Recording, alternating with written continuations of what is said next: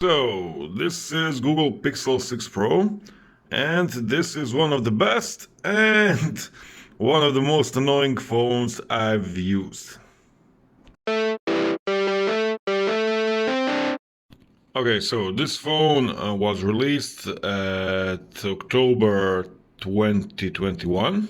Yeah, so it's a year and a few months old, and it's much better now than it was when it was released. It was a buggy experience, and now it's mainly bug free. So it's kind of a pleasure to use it on one side. On the other side, it's kind of annoying. Okay, let's start with a bit of hardware overview. So you have a big 6.7-inch display on the front with Gorilla Glass Victus. It's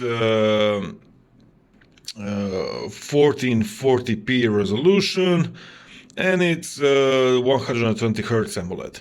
So yeah, HDR10 capable, great viewing angles, gets quite bright at the sun. Not the brightest out there, but it's decent enough.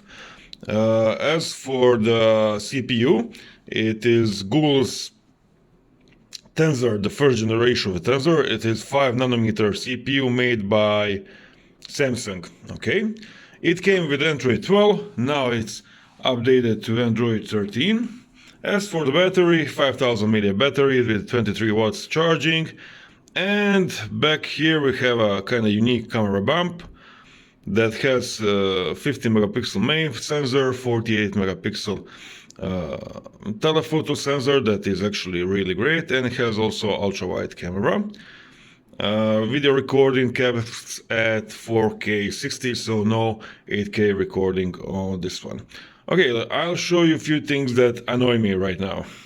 Okay, so I'll get out of the way the annoyances with this phone. The first thing is, if you're not using gestures but buttons, navigation buttons, you cannot switch order of them. So you get them like this, and of the other phones you can switch them. So if you're using it with your right hand, it's more logical to have back button here, okay, and not here. So yeah, that's one thing.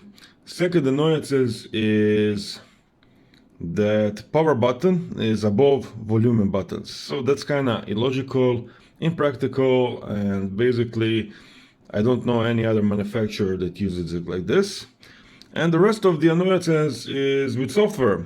So let's say this. So this for me is, these features are kind of very impractical. Let's say a Wi-Fi switch and internet switch are together, so mobile data and Wi-Fi are together, and every other phone gets it separately because it's useful to just have a tap 1, tap 2, disable it, and that's it. And this kind of big tiles are unnecessary, and they are not friendly to reach with one hand on this big phone. So yeah, I don't know, not very practical for me. Software also kind of importance and brilliance of Android that you have so many camera software options. Let's say you buy Huawei or Xiaomi or Samsung or everything, you get like Pro mode with 1000 options, with focus peaking, with ability to use any lens manually. But no, here you have a portrait, motion, night sight, camera, video, and few modes you'll never use. So yeah, kind of, if I wanted the phone that has little options, I'd go with an iPhone. Okay, now that I told you what I don't like about this phone, I'll tell you what I like. I really like this screen. Screen is amazing. The battery, 5000 milliamp, great battery. So 7 hours of screen time, no problems. I'm not much of a gamer, so I don't play games, but performances on this phone are just amazing. So no stutters, no lags, maybe few animation skips here and there. As you can see, fingerprint scanner is amazing, works really well. It was shit when the phone just came out, but now 10 out of 10 times it unlocks and does it really fast. So yeah, other thing I like is camera, not camera up so much, but the image quality. The image quality is just great. I'll show you a few photos during showing you these videos. So yeah, image quality is great. Even in low light you get decent quality with all lenses. I would so like to have option to force it to use 4x lens, but it kind of does digital cropping, so there's no promote, so you cannot get okay, I'll take 4x zoom and I'll just take a photo with it, and I don't care if your algorithm thinks that it's not good enough. I just want to use it, but no, no options here. Other phones like Xiaomi, Samsung, and Huawei have that option in Pro mode, but sadly not here.